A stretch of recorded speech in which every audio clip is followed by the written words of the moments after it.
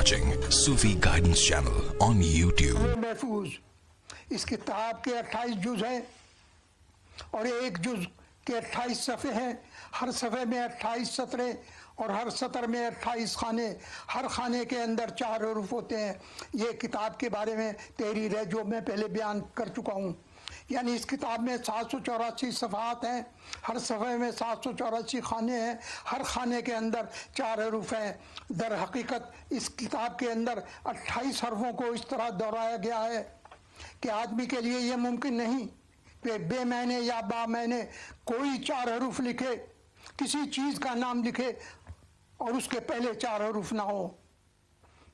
دراصل اس کتاب کے 28 جز ہیں, 784 صفحے ہیں, 21,952 خانے ہیں, 6,14,654 پوری 28 جلدوں میں یہ کمبینیشن ہے اور 24,58,624 حروف ہیں. اس پوری کتاب کے 28 جز کو ایک عالم دنیا تصور کیا گیا اور 28 جز کو 4 حصوں میں تقسیم کیا گیا. یعنی 4 اقلیم ہیں. ہر اقلیم کے اندر 7 ملک خیال کیے گئے ہیں. میرا مولا فرماتے ہیں کہ 7 ملک ہیں اور ایک ملک کے اندر جو 28 صفحات ہیں 28 شہر مانے گئے. ہر شہر کے اندر جو ایک صفحہ مراد ہے 28 محلے بتائے گئے اور ایک سطر مراد جو ہے 28 خانے بنائے گئے. ہر خانے کے اندر 4 حروف 4 آدمیوں کی جگہ شمار کیا گیا جس سے مراد 4 عناصر ہیں یعنی آگ, ہوا, پانی اور خاک. اس عالم کتاب میں 4 اقلیم ہیں. ہر اقلیم میں 7 ملک ہیں. ہر ملک میں 28 شہر ہیں. ہر شہر میں 28 محلے ہیں. ہر محلے میں 28 گھر ہیں اور ہر گھر میں 4 آدمی رہتے ہیں.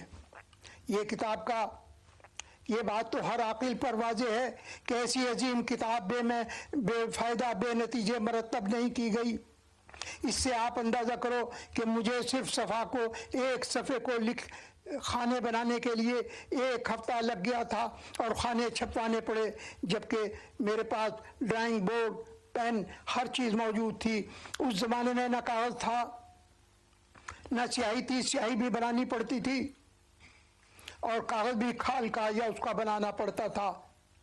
تو ایسا عظیم کام بے نتیجے بے فائدہ نہیں مرتب ہوا. پھر سرکار دو عالم صلی اللہ علیہ وسلم نے کے اشارے کے اوپر یہ جو ہے یہ کی گئی.